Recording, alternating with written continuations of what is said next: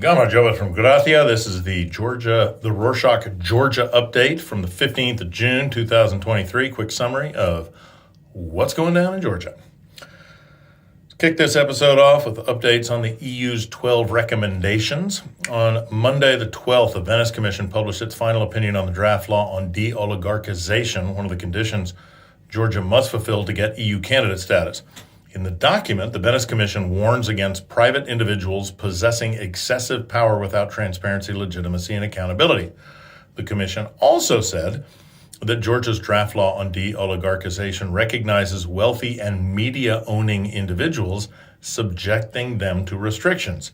However, there is a possibility of political abuse and arbitrary enforcement. Finally, the Venice Commission advised against adopting the revised draft law. For those who don't know, the Venice Commission is more or less the European Union.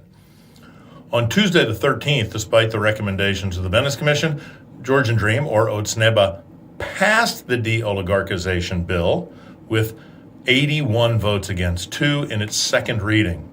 Henri Okatse, chair of the Legal Affairs Committee, said the Parliament approved the amendment version of the bill, taking mostly all of the EU recommendations, which they didn't, commenting on the Venice Commission's opinion that advised against adopting the revised draft law.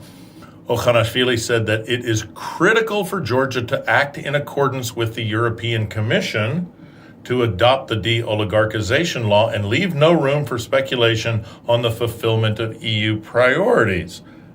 The reality is that what the opposition members of parliament said, that adopting the Georgian law for de-oligarchization would sabotage Georgia's EU integration, was accurate. The selective enforcement is the whole idea of Otsneba passing this law, as the Venice Commission understood. On Monday the 12th, Transparency International Georgia, a local watchdog, published a study that found that 20 public agencies have not published simplified procurement contracts. Among these agencies are key government bodies such as the Government Administration, Ministry of Internal Affairs, the Administration of the President, and the State Security Service. From 2020 to 23, the Ministry of Internal Affairs held 338 procurements through the simplified procedure, while the Government Administration, Administration of the President, and State Security Service requested 26, 11, and 41 procurements, respectively. Although recent studies by the watchdog mentioned that there are fewer agencies failing to publish contracts, Transparency International calls on the State Procurement Agency and procurement entities to pay closer attention to the issue. On Tuesday the 13th, the National Bank of Georgia, or NBG, adopted the draft amendments to the law thanks to Otsneba, overriding President Garibashvili's veto. According to the amendments, the National Bank of Georgia will now have 4 vice presidents and a newly appointed first vice president who will act as president during the president's absence.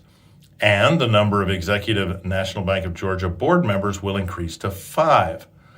The amendments caused criticism among experts, the opposition, and the IMF, as the board consists of 5 executives who are, importantly, public servants and can get fired at any time.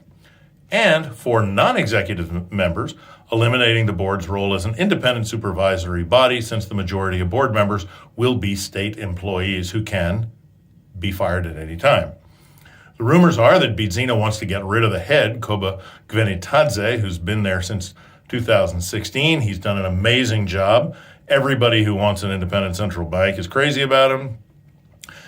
Bidzina wants to replace him with somebody who will follow orders because the global experience with non-independent central banks is just so fantastic. Interesting to talk to the non-executives to see what they have to say about this now that they're in the minority, and it won't really matter once Gvenitadze gets fired. Moving on to sanctions, on Thursday the 8th, the European Council on Foreign Relations, or ECFR, annual council meeting in Stockholm, Jim O'Brien, head of the Office of Sanctions Coordination at the U.S. State Department, said the U.S. government is actively discussing the issue of Russia, Turkey, Kazakhstan, the United Arab Emirates, Armenia, and Georgia circumventing sanctions. He stressed that the European companies selling materials to other nations who sell them on to Russia have allowed Moscow to import critical electronics for modern weaponry. Later that day, An article by Politico, global nonpartisan politics and policy news organization now based in Europe, citing O'Brien's talking about sanctions, caught the attention of the Georgian media and politicians.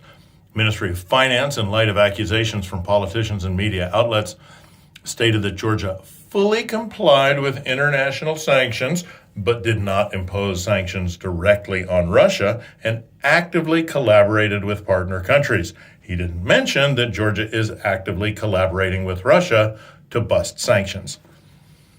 On Friday the 9th, Prime Minister Irakli Garibashvili met with German Chancellor Olaf Scholz in Berlin. They talked about Georgia's progress towards joining the EU, the steps Georgia took on the EU integration path, reforms carried out in the country, significant progress made in implementing the EU's 12 recommendations. According to the statement from the German Federal Chancellor's office, Scholz emphasized that Germany always supports Georgia's sovereignty and territorial integrity within the internationally recognized borders and has urged the government to promptly and actively implement the necessary measures on the European recommendations.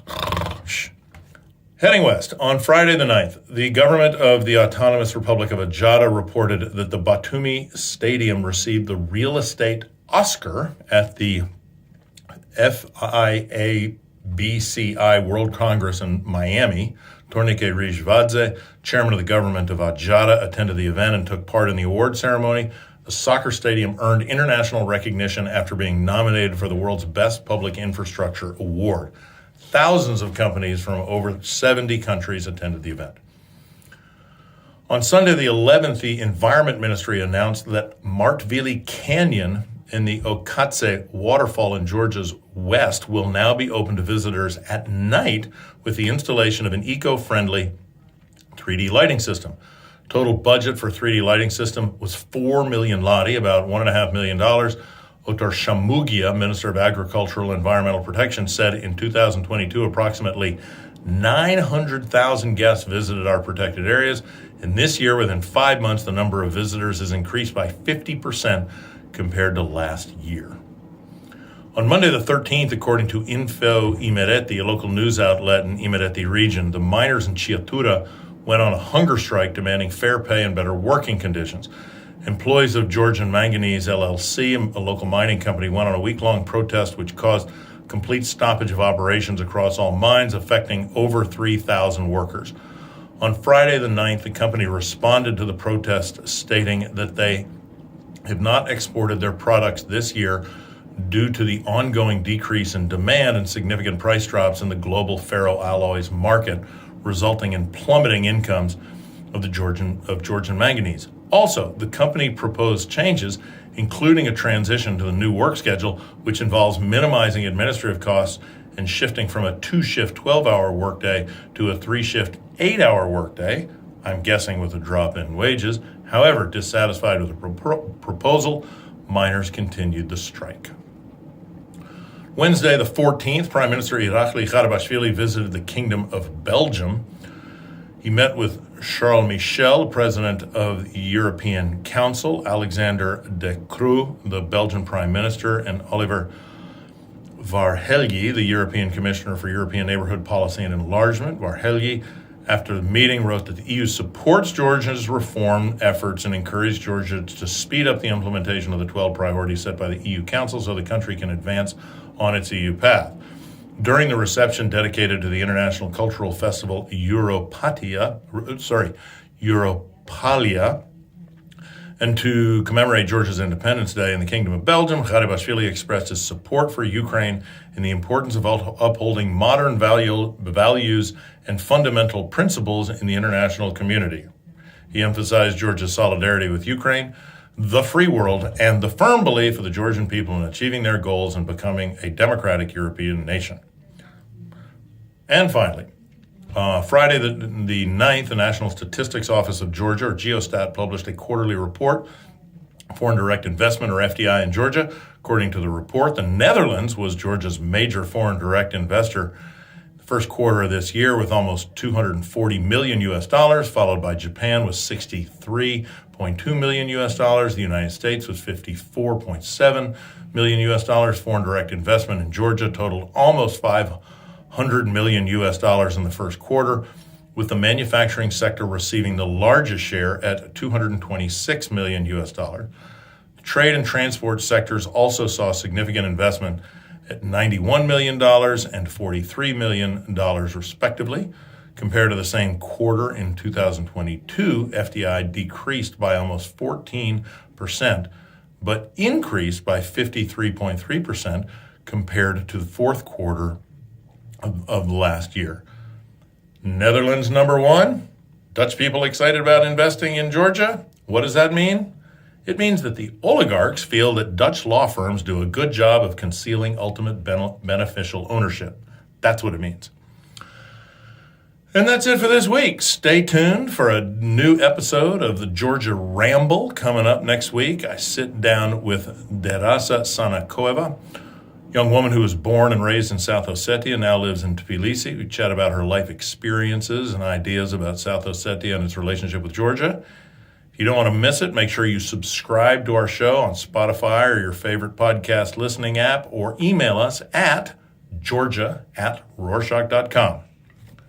Nachwandis.